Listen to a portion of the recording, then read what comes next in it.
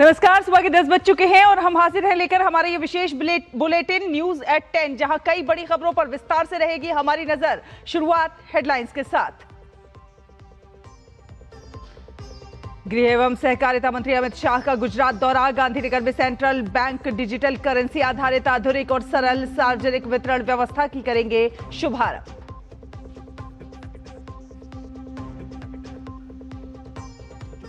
भारत में 5वीं औद्योगिक क्रांति को ताकत देगी एआई की भूमिका। केंद्रीय मंत्री अश्विनी वैष्णव ने कहा, एआई क्रांति के लिए तैयार रहें उद्योग, छात्र और समाज।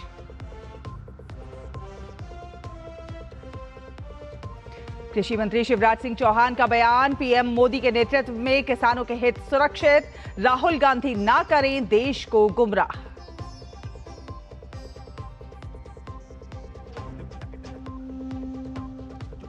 भारत ईयू के बीच समझौते से द्विपक्षीय रिश्तों को मिली नई दिशा। म्यूनिख सिक्योरिटी कॉन्फ्रेंस में विदेश मंत्री डॉक्टर एस जयशंकर का बयान।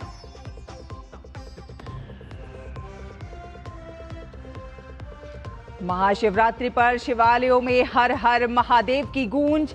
जलाभिषेक और रुद्राभिषेक के लिए मंदिरों में उमड़े शिव भक्त। राष्ट्रपति, उपराष्ट्रपति और प्रधानमंत्री ने दी देशवासियों को शुभकामनाएं।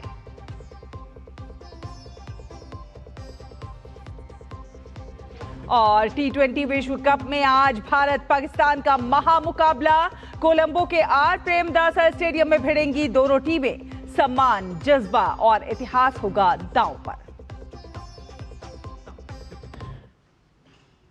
तो आपको बता दें कि गृह मंत्री अमित शाह आज गुजरात के दौरे पर रहेंगे और इस दौरान वो कई कार्यक्रमों में भाग लेंगे। गांधीनगर के महात्मा मंदिर कन्वेंशन सेंटर में सेंट्रल बैंक डिजिटल करेंसी आधारित पारदर्शी, आधुनिक और सरल सार्वजनिक वितरण व्यवस्था का शुभारंभ करेंगे और इसके बाद शाम को गृह मंत्री वडोदरा में सूरसागर तालाब स्थित श्री सर्वेश्वर महादेव की स्वर्ण लेपित प्रतिमा का अनावरण और महाआरती का उद्घाटन करेंगे। और आपको बता दें कि जर्मनी में हो रहे म्यूनिख सिक्योरिटी कॉन्फ्रेंस के दौरान पहली बार भारत, जर्मनी, जापान और ब्राजील के बीच बहुपक्षीय वार्ता आयोजित हुई और इस बैठक में सुधारवादी बहुपक्षवाद पर चर्चा हुई। भारत की ओर से विदेश मंत्री डॉक्टर एस जयशंकर इस बैठक में शामिल हो रहे हैं। म्यूनिख में जर्मनी के विदेश मंत्री जोहान बेडफुल के साथ पैनल चर्चा में विदेश मंत्री डॉक्टर एस जयशंकर ने कहा कि यूरोप, खासकर जर्मनी के साथ भारत के संबंधों की पूरी क्षमता अब तक उपयोग में नहीं लाई गई। उन्होंने बताया कि चांसलर मर्ज की भारत यात्रा और भारत यूरोप मुक्त व्यापार समझौते एफटीए ने रिश्तों को नई दिशा दी। We looked at all the big polls. I think the one which was most under-realized was our relationship with Europe. And within Europe, in fact, in many ways, our relationship with Germany. If I were to say what has changed in the recent past, we've had really two big back-to-back events in India. The visit of Chancellor Merz. I think it was his first visit to Asia. Then the India-Europe FTA, which President von der Leyen described as the mother of all deals. So I think the two of them actually are creating a new landscape between us. We need India and Europe and India and Germany to work to build that level of comfort, which I think is eminently feasible.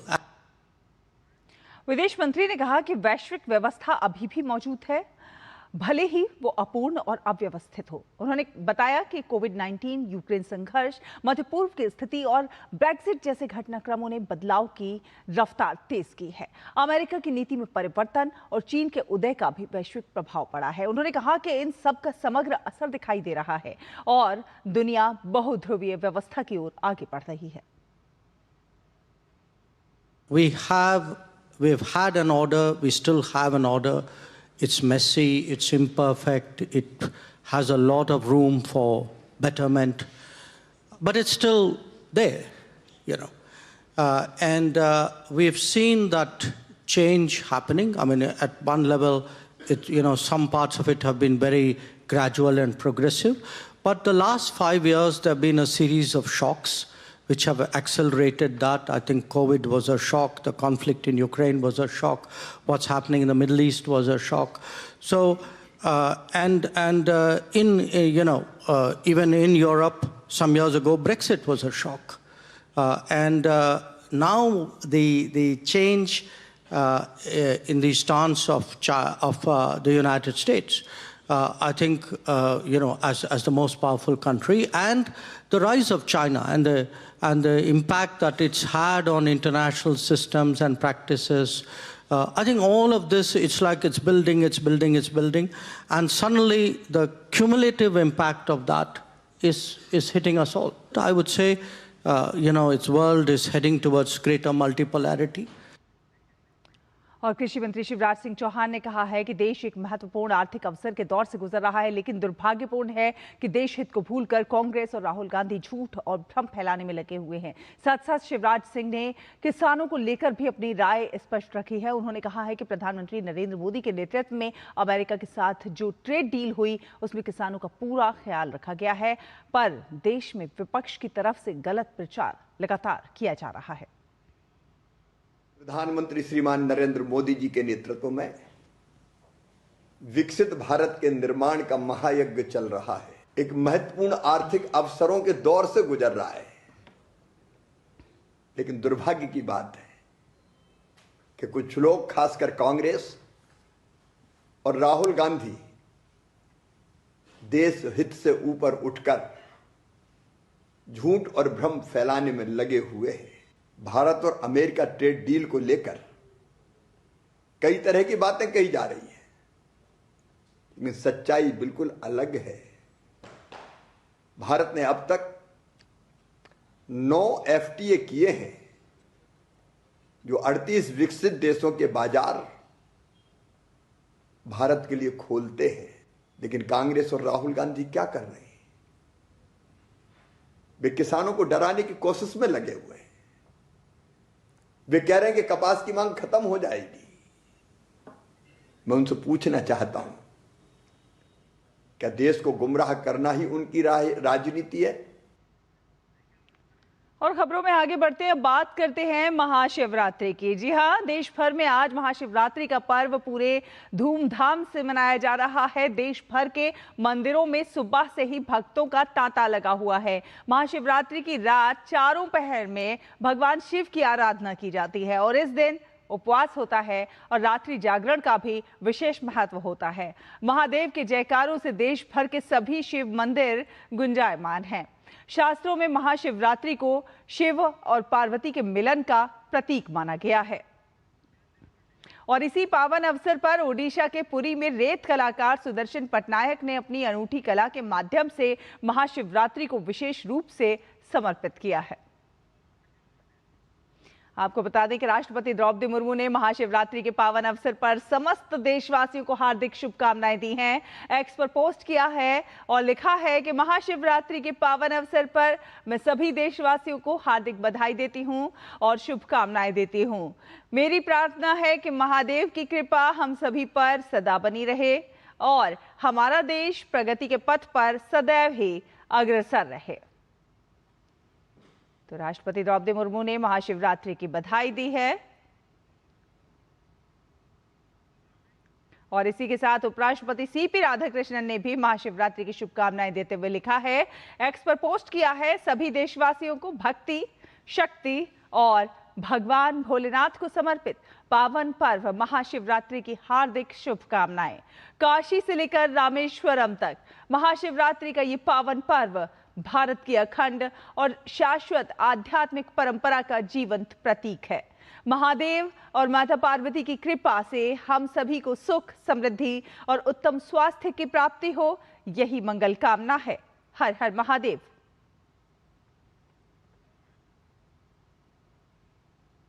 वहीं प्रधानमंत्री नरेंद्र मोदी ने भी महाशिवरात्रि के पावन पर्व पर सभी देशवासियों को शुभकामनाएं दी हैं। एक्स पर पोस्ट करके लिखा है, देश भर के मेरे परिवारजनों को महाशिवरात्रि की ढेरों शुभकामनाएं। मेरी कामना के आदिदेव महादेव सदैव सभी पर अपनी कृपा बनाए रखें। उनके आशीर्वाद से सबका कल्याण हो और हमारा भारतवर्ष समृद्धि के शिखर पर विराजमान हो। हर हर महादेव।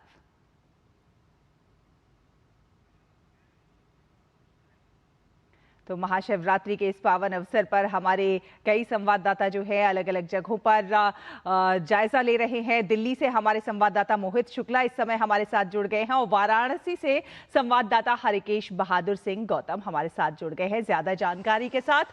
तो सबसे पहले मोहित, मैं आपके पास आना चाहूंगी। आप किस प्रकार से देख रहे हैं कि महाशिवरात्रि पर किस प्रकार से आस्था और भक्ति का सैलाब उमड़ा है, कैसे लोग जो है इस पर्व को मना रहे हैं?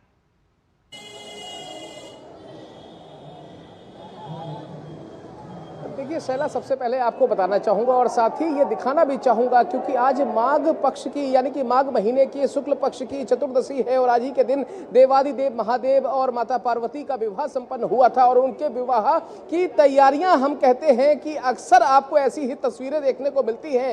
ये तस्वीरें बता रही हैं, ये रमणीक तस्वीरें हैं, मनमोहक तस्वीरें हैं जो इस समय मैं आपको दिल्ली के चांदनी चौक मंदिर से दिखा रहा हूँ। और आप समझिए ये तस्वीरें अपने आप में बताने के लिए काफ़ी हैं। गौरी शंकर मंदिर इसको आपा गंगाधर ने बनवाया था। ये बहुत पुराना मंदिर है। मैं पहले भी सुबह जिक्र कर चुका हूं कि उत्तर की दिशा हो, पूर्व की दिशा हो, हर तरफ यहां पर आपको ऐसी ही लंबी लंबी लंबी यहां पर आपको कतारें देखने को मिलेंगी। कैमरा सहयोगी हैं, एक बार उनसे मैं कहूंगा कि हालांकि थोड़ा सा सूर्य देवता इस चीजों के बीच में हल्का सा खलल डाल रहे हैं क्योंकि आप समझिए कि सूरज की रोशनी थोड़ा सा लोगों को परेशान कर रही है। धूप हल्की हल्की चढ़ने लगी है, लेकिन इन सबों के बीच में जो इस पर्व को मनाने वाले हैं, जो भगवान शिव के उपासक हैं, उनका जोश कम नहीं हो रहा है। इसीलिए हमेशा से कहा गया है कि काल हर, दुख हर, दारिद्र हर, कष्ट हर, ओम नमः पार्वती पते हर हर हर महादेव। यही वजह है कि भगवान महादेव, महाशंकर, देवादिदेव महादेव के चरणों में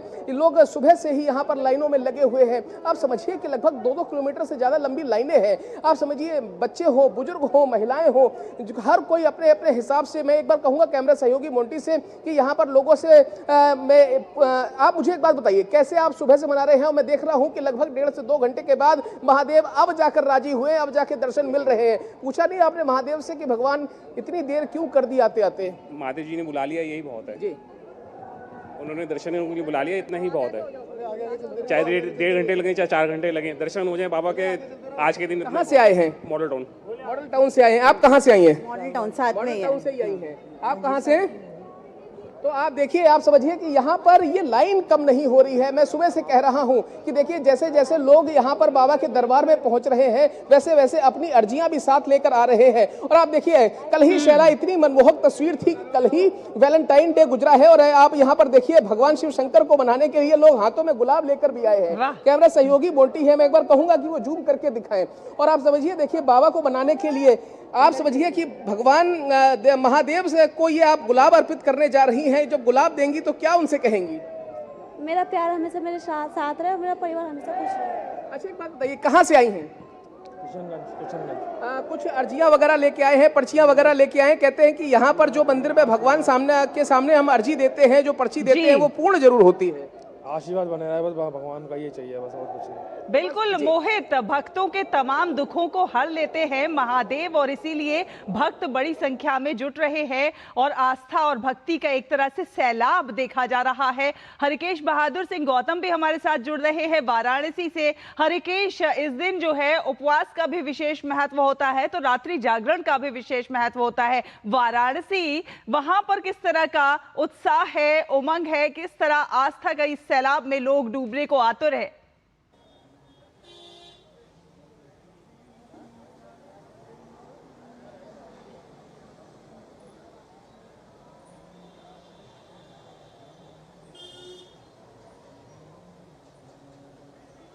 जी हरिकेश।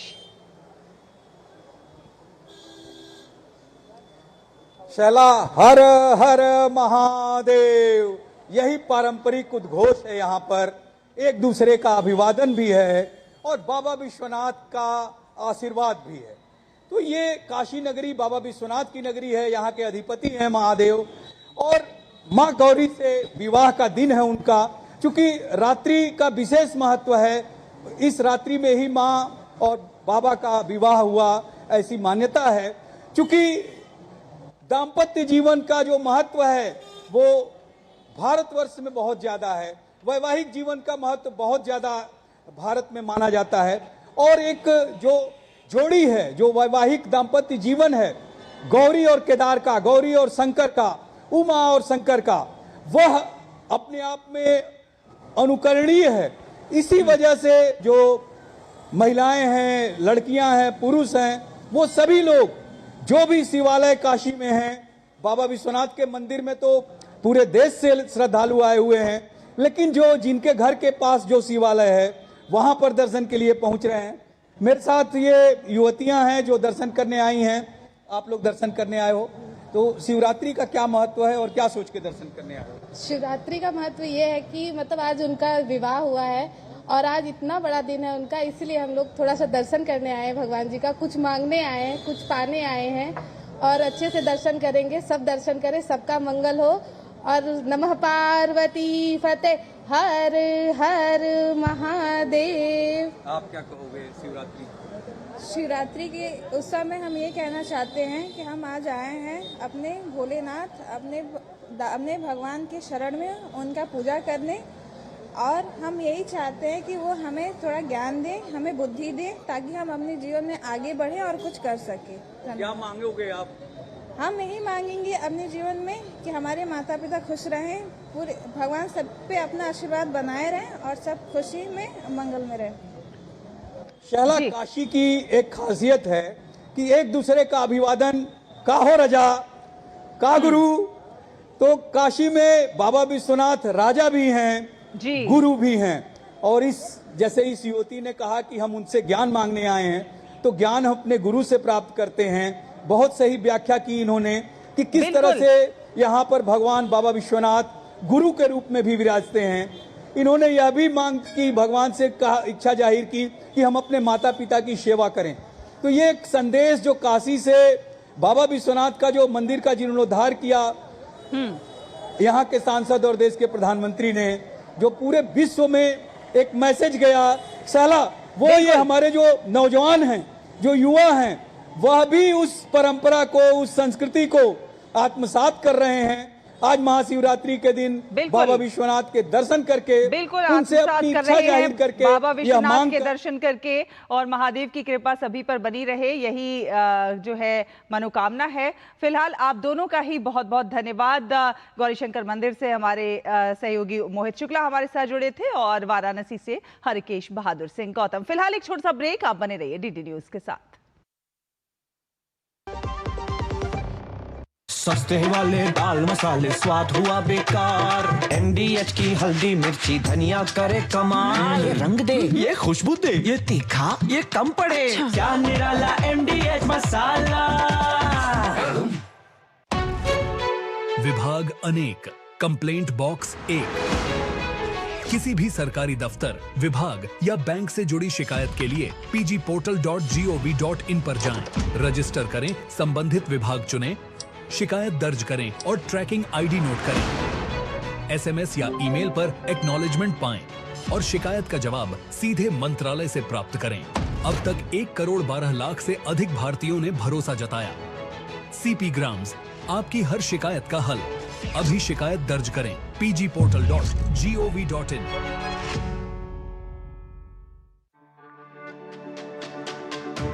मेरी पसंद, मेरी पसंद, मेरी पसंद, मेरी पसंद, हमारी पसंद, हम सबकी पसंद। मजबूत देश का मजबूत सरिया हो गया स्टील। हर जीत की शुरुआत होती है छोटे छोटे कदमों से और हर छोटी तैयारी बदल सकती है पूरा नतीजा। क्योंकि मैदान हो या जिंदगी, छोटी से छोटी तैयारी ही देती है प्रोटेक्शन और प्रोटेक्शन ही देता है भरोसा। जैसे LIC की बीमा लक्ष्मी, एक खास प्लान सिर्फ महिलाओं के लिए, जहां छोटी बचत दे बड़ी सुरक्षा, ताकि जिंदगी के हर मैदान में आप रहे हर पल के लिए रेडी। LIC बीमा लक्ष्मी, रखे हर पल के लिए रेडी। ये वाला दिखाना गया तेरा प्राइस मनी। कुछ इन्वेस्टमेंट भी कर लेती। आते समय कर लिया मोबाइल से। कहाँ? गवर्नमेंट सिक्योरिटीज में। हाँ? RBI retail direct mobile app है ना, रिटेल डायरेक्ट स्कीम द्वारा इन्वेस्टमेंट यानी मैच्योरिटी पे guaranteed returns. No brokerage, no hidden fees. मान गए, आपको नहीं, ऐप को। आरबीआई कहता है जानकार बनिए, सतर्क रहिए। ब्रेक के बाद स्वागत है आपका। आप देख रहे हैं डीडी न्यूज़। आपको बता दें, युद्ध के मैदान में जहां एक और हमारे बहादुर सैनिक मोर्चा लेते हैं, तो वहीं एक और ऐसी सेवा है जो कि देश की सुरक्षा की नब्ज है। जी हां, हम बात कर रहे हैं इंडियन आर्मी के सिग्नल कोर की। आज सिग्नल कोर अपना 116वां स्थापना दिवस मना रहा है। कैसे ये कोर भारतीय सेना के संचार को बेहतर बनाते हुए डिजिटल क्रांति के साथ कदम ताल कर रहा है, इस पर दिखाते हैं हमारे संवाददाता विशाल बैरिस्टो की ये खास रिपोर्ट। तीव्र चौकस अपने आदर्श वाक्य के अनुरूप कोर ऑफ सिग्नल ने हमारे इतिहास की हर जंग में अपने आप को साबित करके दिखाया है। लेकिन यह समय पुरानी शान में खुश होने का नहीं है, बल्कि भविष्य के लिए तैयार रहने का है। ये जो रेजिंग डे होता है, केवल हिस्ट्री में देखने का जोर नहीं होता। ये एक अपॉर्चुनिटी है हमें अपने आप को इवॉल्व करने की, अपने आप को करंट करने की, और इसको एक बेंचमार्क लेते हुए कैसे हमने आगे और कल की लड़ाई के लिए तैयारी करनी है, हमने डोमिनेट कैसे करना है दुश्मन को, वो भी प्रेरणा देता है। वर्ल्ड वॉर से लेकर गोवा की आजादी तक और 1965 और 71 की जबरदस्त लड़ाइयों से लेकर कारगिल की ऊंचाइयों तक कोर ऑफ सिग्नल जीत की गुमनाम आर्किटेक्ट रही है। कारगिल का युद्ध काफी चैलेंजिंग था, लेकिन एक बार फिर कोर ऑफ सिग्नल ने अपने आप को साबित कर दिखाया।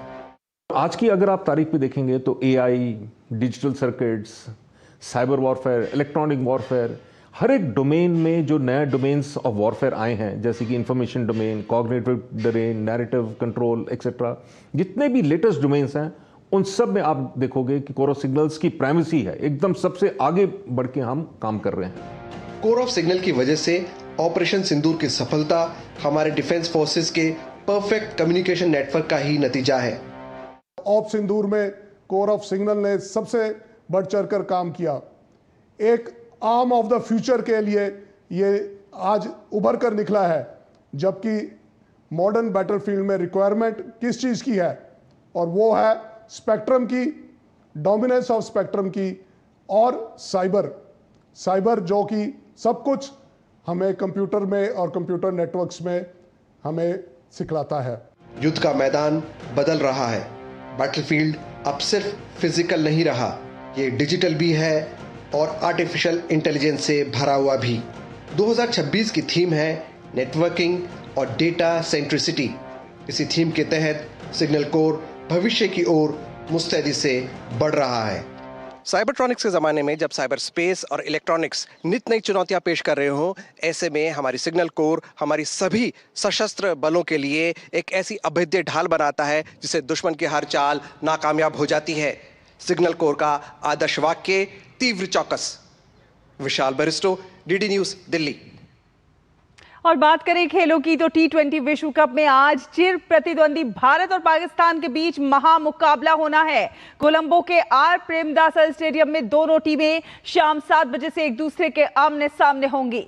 टॉस 6:30 बजे होगा। ग्रुप ए के इस बड़े मुकाबले में भारत की कप्तानी सूर्य कुमार यादव कर रहे हैं, जबकि पाकिस्तान की कमान सलमान अली आगा के हाथ में है। T20 विश्व कप में भारत और पाकिस्तान दोनों टीमें अब तक अपने अपने 2 मैच जीत चुकी हैं और अजेय हैं। भारत 2007 और 2024 में T20 विश्व कप जीत चुका है। टीम ने अपना पहला खिताब पाकिस्तान को फाइनल हराकर ही जीता था, तो दूसरी ओर पाकिस्तान 2009 का चैंपियन है। पाकिस्तान टीम 2007 और 2022 में रनर अप रह चुकी है। भले ही आज के इस मैच से सीधे क्वालिफिकेशन तय ना हो, लेकिन सम्मान, जज्बा और इतिहास दांव पर जरूर होगा। T20 विश्व कप में भारत का पलड़ा भारी रहा है। भारत ने पाकिस्तान के खिलाफ 7-1 की बढ़त बनाई हुई है। भारतीय टीम की बल्लेबाजी मजबूत नजर आ रही है। कुल मिलाकर एक बार फिर से क्रिकेट का सबसे बड़ा महामुकाबला होने जा रहा है, जहां जीत सिर्फ जीत नहीं होगी बल्कि सम्मान की लड़ाई भी होगी।